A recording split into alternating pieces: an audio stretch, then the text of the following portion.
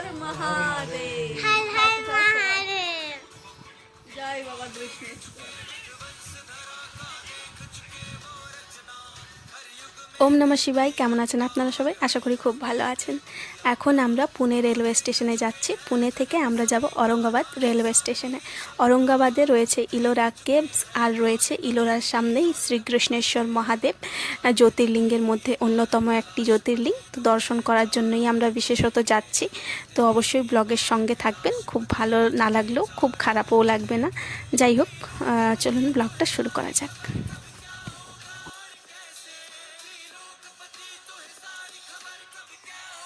পুনে জংশনে আমরা ট্রেনে চেপেছিলাম ওই 9:30টার সময়, আর এখন আমরা যখন ঔরঙ্গাবাদে পৌঁছালাম এখন বাজে ওই 5:30। চলুন, ঔরঙ্গাবাদ থেকে মোটামুটি 30 কিলোমিটার হবে ইলোরা অবধি।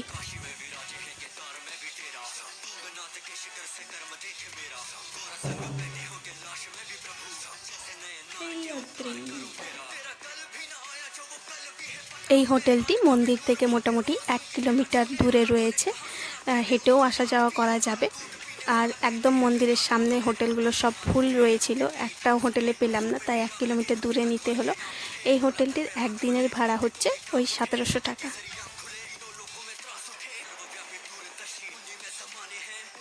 সামনে ইলোরা কেভস থাকায় এখানে ইলোরাতে একটু রুম ভাড়াগুলো বেশিই রয়েছে। প্রত্যেকটা হোটেলসের রুম ভাড়া মোটামুটি 2000, 1700, 1800 এইরকম করে শুরু। এটা যেহেতু 1 কিলোমিটার দূরে, তো এটা 1700। বাকি মন্দিরের সামনাসামনি বা কেভসের সামনাসামনি রুমগুলোতে ওই 2000, 2200, 2500 এইরকম ভাড়া রয়েছে। যাই হোক, কোথাও বেশি কোথাও কম থাকে, তবে আমার মনে হলো ইলোরাতে একটু বেশি ভাড়াটা রয়েছে।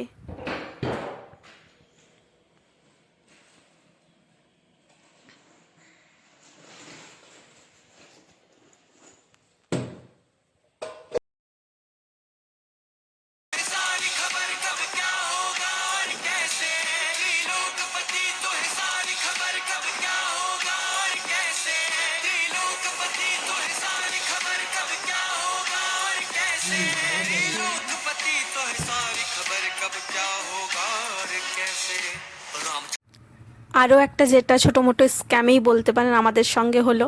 একটা ফুল ভর্তি সাজি, মানে ফুল না, ওপরে 2-4টে ফুল আর ভেতরে শুধু পাতা, যে পাতাগুলো এই মন্দিরের তরফ থেকে বলা আছে যে চড়ানো যাবে না শিব বাবাকে, তো সেই পাতাগুলো তলে দেখছি ভর্তি করে দেওয়া ছিল। আর ওপরে 2-4টে বেলপাতা দেওয়া ছিল, আর 4-5টা বা 10টার বেশি ফুল হবে না এরকম ফুল ছিল। সেইটা 20 টাকা বলে হাতে ধরিয়ে দিল। আমরা ভাবলাম ঠিক আছে 20 টাকা, গঙ্গা জল নিয়ে নেবো আলাদা করে। তো তারপর এক এক করে জিনিস চাপিয়ে চাপিয়ে চাপিয়ে ওটা মোটামুটি 310 টাকার জিনিস করলো ওখানে। তো একটু সাবধান হয়ে কিনবেন যখন আপনারা জিনিসগুলো কিনবেন। যদি আপনারা ভিআইপি দর্শন করতে চান তাহলে 2 জনের লাগবে 1100 টাকা। এই কাউন্টার থেকে আপনারা কাউন্টারে টিকিট কেটে ভেতরে যেতে পারেন।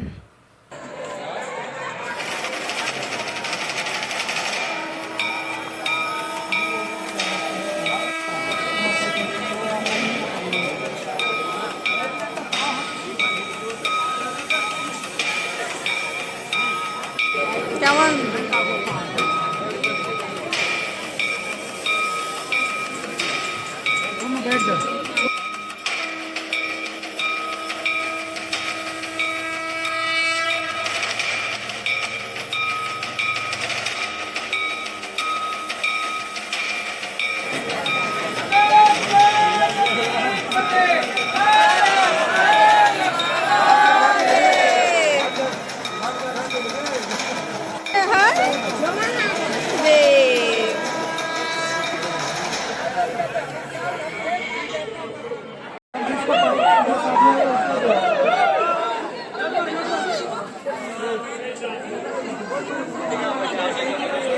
যদি আপনারা একদম সকাল সকাল লাইনে দাঁড়িয়ে পড়েন তাহলে জেনারেল লাইনে আপনাদের সময় লাগবে ঘন্টাখানেকের মতো। আমরা ওই 7:30টার মধ্যে লাইনে দাঁড়িয়ে পড়েছিলাম।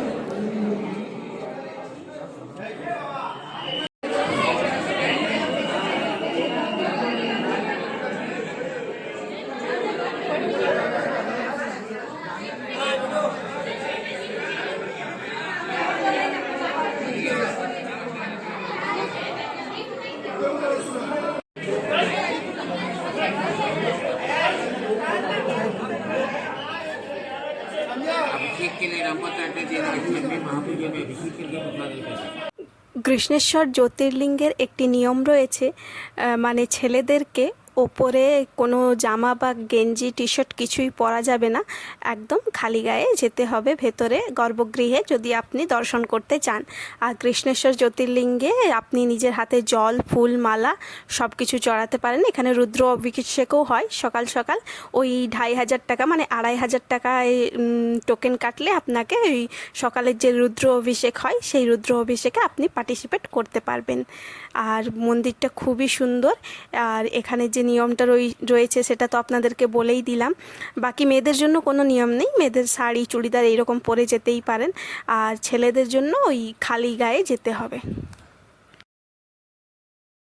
তাহলে চলুন দ্বাদশ জ্যোতির্লিঙ্গের মধ্যে অন্যতম বিখ্যাত জ্যোতির্লিঙ্গ শ্রীকৃষ্ণেশ্বর মহাদেবের একটুখানি কথাটা আমরা সবাই মিলে শুনে নিই।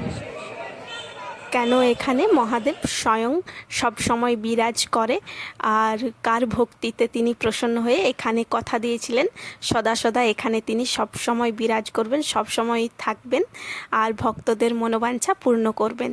তো চলুন কথাটা একবার শুনে নিই।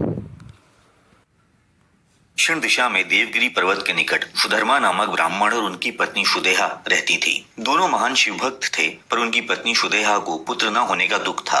तब सुदेहा ने बहुत ही हट करके अपनी बहन घुष्मा का विवाह अपने पति से करवाया। घुष्मा नित्य 100 पार्थिव शिवलिंग का पूजन करके तालाब में विसर्जित कर देती थी। तब घुष्मा को शंकर जी की कृपा से एक सुंदर पुत्र की प्राप्ति हुई। समय बीता और काल ने करवट ली और सुदेहा अब घुष्मा से जलन करने लगी। उसने घुष्मा के पुत्र की हत्या करके टुकड़े टुकड़े उसी तालाब में ले जाकर डाल दिए। पुत्र वधू ने सुबह होते ही खून से लथपथ शैया को देखा और अपनी सास घुष्मा को जाकर बताया। घुष्मा अब भी विचलित नहीं हुई, अपने नित्य कर्म को करने लगी।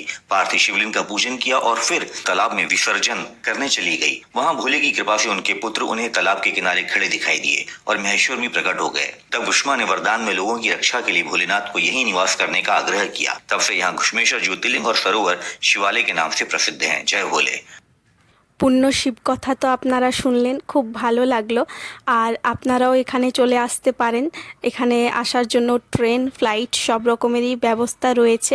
আর আমরা যেহেতু পুনে থেকে এলাম তাই খুব একটা দূর পড়লো না, ওই একটা রাতের ব্যাপার। একটা রাত আমরা ট্রেনে ছিলাম, সকাল সকাল নেমে গেছি। যাই হোক, খুব সুন্দর জায়গাটা, আর এখানে এলে একটা আলাদাই পজিটিভনেস আপনারা ফিল করতে পারবেন। আপনারাও এখানে আসুন, দর্শন করুন, খুব খুব খুব সুন্দর লাগবে। তো চলুন মন্দির চত্বরটা একটু ঘুরে দেখাই।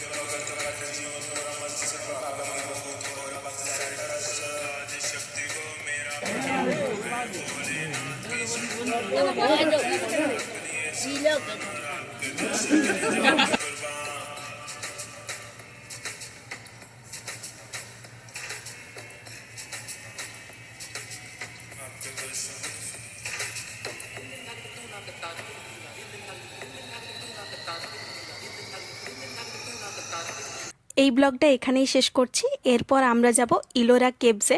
তো অবশ্যই সেই ব্লগটা দেখতে ভুলবেন না। ওটা আমাদের ইন্টারন্যাশনাল হেরিটেজের মধ্যে পড়ে। খুব সুন্দর একটা জায়গা, অনেকগুলো কেভ রয়েছে দেখার মতো। আর সেই ব্লগটা অবশ্যই দেখবেন, সেটা পরবর্তী ব্লগে আসবে। আমাদের পূজা দর্শন তো হয়ে গেছে, মোটামুটি আমরা 2.5 থেকে 3 ঘন্টা মন্দিরের ভেতরেই ছিলাম। এইবার চলুন আমরা আস্তে আস্তে বেরিয়ে যাই মন্দির থেকে, আর তারপর বাকি আশপাশের জায়গাগুলোও ঘুরবো। আর বেরিয়ে নিয়েই আমরা একটা হোটেল দেখতে পাই। এইরকম রাস্তার ধারে যে হোটেলগুলো থাকে, তো সেটাই ঢুকেছিলাম খাবার খাওয়ার জন্য। তো এত খারাপ খাবার, আপনারা এই হোটেলটিতে একদমই ঢুকবেন না। ইলোরা কেভ দিকে চলে যাবেন, আর ওখানে গিয়ে বেশ অনেকগুলো সুন্দর সুন্দর হোটেল আছে, সেইখানে খাওয়া দাওয়া করবেন। এই মন্দির থেকে বেরিয়ে যে আশেপাশে 2-1টা হোটেল আছে, সেগুলোতে একদমই ভালো খাবার দিচ্ছিল না। যাই হোক, আপনারা একটু খোঁজাখুঁজি করে তারপর খাবার খাবেন, না হলে পয়সাগুলো শুধু শুধু নষ্ট যাবে, সেই জন্য আমি বলে দিলাম। আর ব্লগটাই এতক্ষণ থেকেছেন, যদি নতুন কোনো সদস্য দেখে থাকেন তো অবশ্যই সাবস্ক্রাইব করবেন। ধন্যবাদ।